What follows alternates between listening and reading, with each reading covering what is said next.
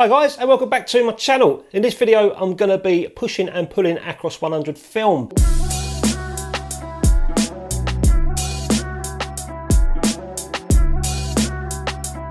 Here's the stabiliser wheel, mate. Cheers.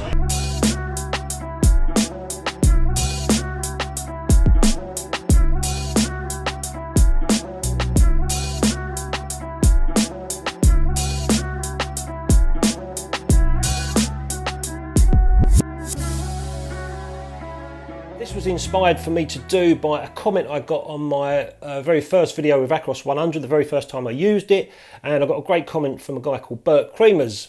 Please take one advice from me: pull your film instead of using box speed, and don't even try pushing film, especially in the 100 ASA region. If you really need speed, choose an appropriate film like a 400 or a 3200. All your shadow details will get lost while pulling film. Remember what Ansel Adams says: where no light hits the film, there can never be an image formed. And this is fact.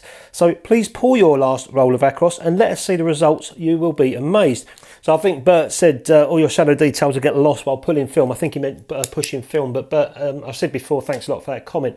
It's something that I've sort of thought about for a while, and that leads me to the video also of pulling this film at last, the Acros film, and see what happens. For those that are new to film photography, what is pushing and pulling film? I'm not going to go into great detail because I don't want this video to be extra lengthy, but there's loads of stuff on YouTube about pushing and pulling film. But basically you're lying to your camera or your light meter. You're telling your light meter or your camera that you're shooting a different speed film than what is actually inside the camera. So in this case I'm using a 100 Acros film, and I'm going to be telling the camera that I've got a 400 speed film inside. So the camera's going to go, okay, great, I'll meter for a 400 speed film. And also the other way, the other end of the scale, if I'm pulling the film, this case I'm going to be putting it to 25. I've told the camera that I've got a 25 speed film, so the camera's going to sit there and say, great, I'll expose for a 25 speed film. So with pushing film, some people hate it and some people don't mind it. Some people use it because they've got no other option. So for example, if you've only got a 100 speed film sitting in your bag and all the shops are shut and you want to go and shoot that football match up the road on an overcast day, you're going to need a little bit more speed. So you take the 100 speed film to the football match and the camera is giving you exposure value of 1/60th of a second. You know that that's not going to be fast enough to cover the football match. Everyone's going to be running around and you're going to get blurry images. You need a little bit more speed, like a 400. So you haven't got a 400 speed film, so you'll set your camera's meter to think that it's got a 400 speed film inside, and you'll start shooting for that. It will give you an exposure value then of 2/50th of a second. The image is going to be a little bit more sharper and it'll be less motion blur at a football match.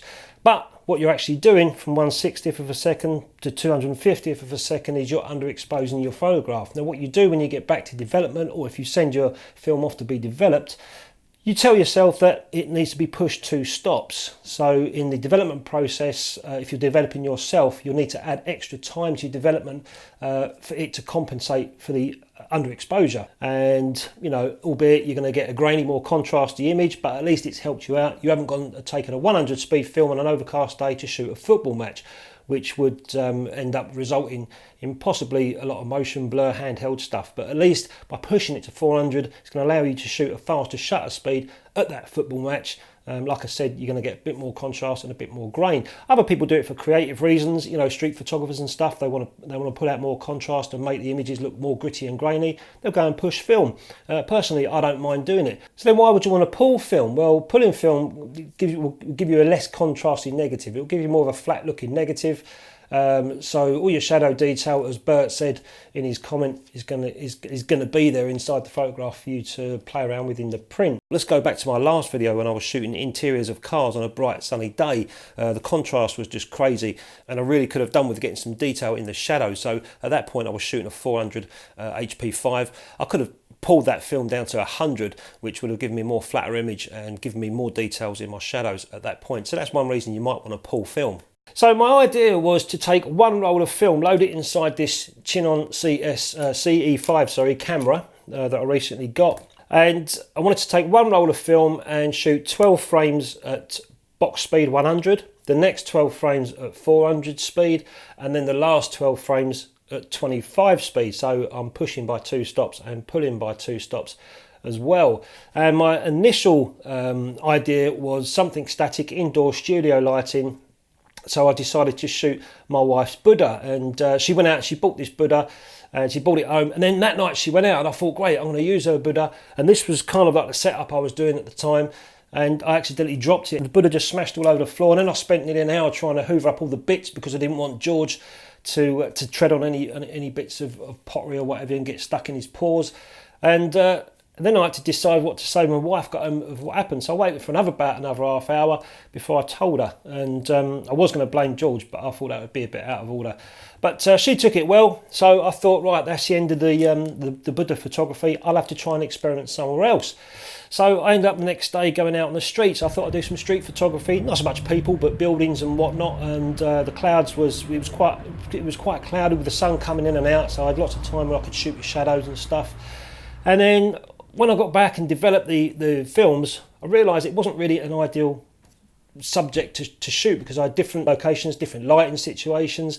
So trying to differentiate the 100 speed, 400 speed and the pull, I couldn't really do it in the negs because I had so many different exposures. So I ended up coming back to the Buddha idea. But anyway, I decided to shoot like this with half a head. And this is the setup that I decided to use. And I've already developed the negatives, I've already seen what they look like, and I'm quite happy with the results. So I'll go in the darkroom in a minute, I'll show you the negatives and I'll show you the prints and the differences that I got from pulling and pushing the Acros 100. So this is pretty much the setup that I did when I took the photograph of the Buddha. This is just two pieces of grey matte board for photo frames. And I went for a Rembrandt lighting, as they call it. Just the light's just coming down one direction and casting a shadow from the nose here. You'll just get this little tiny little bit of light on this side here. And that's the kind of style that I went for. You know, I like a one light system when I'm doing portraits as well. And those who don't know Rembrandt was just, I'll put a link in the description of this video for you guys to have a look if you don't know who he is. But yeah, this is the setup that I was doing. And I'll just show you the lights I was using on this. In fact, if I turn this one off, you might see even better. I'll turn this light off. And these are the light panels that I'm using. They're called newer LED panels. They've got dimmable switches. They've got a yellow LEDs and white LEDs, so I can mix the colours if I want. Obviously, I'm shooting black and white, so there was no point in doing that. Anyway, I've already done these photographs. I've done the tests. I've done some prints. Let's get in the darkroom and show you guys my results. So I had to take that roll of Acros out of the camera and split it into 3 sections. I had to remember which section was which, and then I put each section into the development tank and labelled the top of the tank with the speed that I shot it at. I then used Rodinal to develop the film at 1:50 at 20 degrees. So I got my normal development time for Acros 100 off the massive dev chart, which was 13.5 minutes. And then for the push, I did 15% of the time per stop, so that was 30%, and I did the same for the pull. Now, I'm not saying that these are the right development times, but these are the development times that I used. So this is a 100 speed. I've got the pushed here and the pull at the bottom. If I look at the 100 speed, I've got detail going on. I've got that little slight Rembrandt bit of lighting on the cheek underneath the eye that's not there anymore. And the push film, you can see, is really contrasty. It's very dark on this side and there's no detail. It's completely lost most of the detail, I'd say. But the pulled film has kept pretty much all the detail in. And I'd say out of these three, the pulled film is the better negative, which is what I used to make my final print. So now that's done, I'm going to make 2 more prints of my final version of the Buddha. One is going to be for me and the other one I'm going to put on eBay. If any of you guys want to buy the print, auction for it, that'd be great.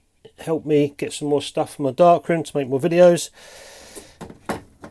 and that way I know that someone's got a little bit of value out of it, I suppose, as well. So I'm just making this print now. So I put these, I've already made my mask. This is a 10 by 10 inch square Kentmere resin paper that I'm using, and this is my mask. I use these clamps to just hold it down.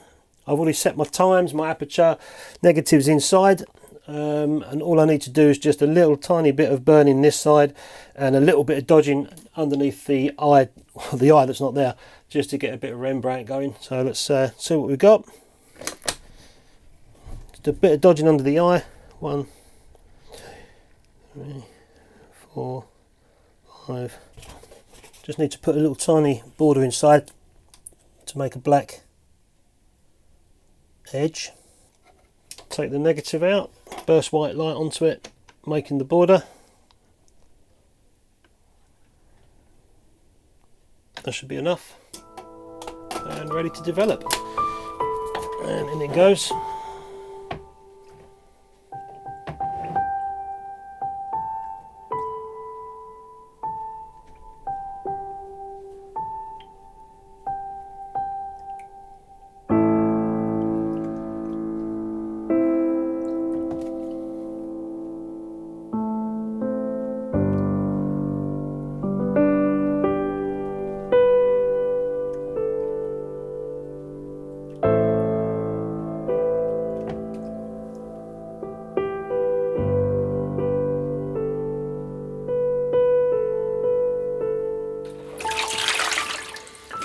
And it's done. It's nice. I'm going to get this washed now, guys. I'll probably do this for about 5 or 10 minutes, only a resin paper print, and then get it out to dry, and I'll show you the result at the end of the video. I'm going to make one more now for myself.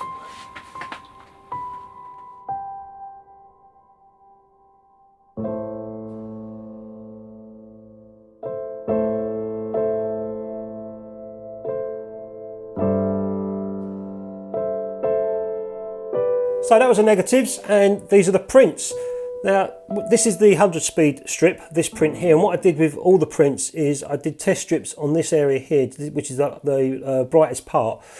Once I was happy with the time on the test strip, as you can see here, 28 seconds, using a 2.5 grade filter, I just then put the paper underneath and let it go for 28 seconds and let the rest of the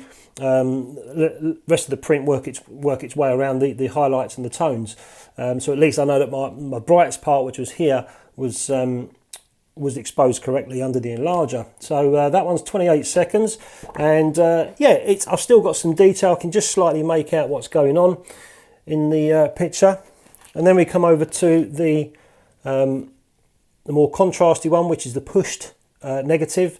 And again, this area here, I did a test strip at 10 seconds. I went on and did the rest of the print for 10 seconds. And you can see much more contrasty, completely lost detail this side of the Buddha's face. You can't even make out if it's broken or not. And that little Rembrandt look has definitely gone as well. So that's the pushed print. And then I got round to the pull print there. And again, I did a test on the highlight area. I was happy at 40 seconds, and then I did the rest of the print at 40 seconds. And there's bags of detail sitting on this print, and this is the one that I preferred out of the 100 speed. The 400, the pull is the one that I preferred. But me being me, I decided to, like I showed you, do a little bit of dodging and burning for my final prints, and here it is here. This is the final print. The only bit I did was just a bit of burning around here and a little tiny bit of dodging under the eye, just to make that pop a little tiny bit and give it the Rembrandt look. Is kind of what I was going for when I did the lighting. And I did 2 of these prints, one for me and the other one's going to go on eBay. So I'll put the link in the description. If any of you guys want this actual print that I made in the darkroom, happy bidding, jump on there, and good luck with it. And that's my print. I don't know how it's coming out with the lights and stuff. I can't see through the video camera from this side, but it's all framed now. So I'm going to give this to my wife, and hopefully she might forgive me for dropping the Buddha. But at least I've done something good in return. I know these Buddhas are superstitious, and I feel like I've done something, although I dropped it and smashed it, I feel like I've done something good in return by you know, taking a memory of it and respecting it and having a photograph taken, I suppose. Superstition and all that. Yeah, anyway, I hope you liked the video. I've certainly learned from it, pushing and pulling Acros film. Of course, there's many variables with developers and times as well, but in this particular case, that's the film I used, that's the pushing that I did, that was the subject that I shot, that was the development process I took, and those were the results that I got at the end of it. Quite enjoyed making it. Anyway guys, hope you liked the video, and don't forget to subscribe and like and all that stuff, and I'll catch you next time. Emma, I've got your new Buddha!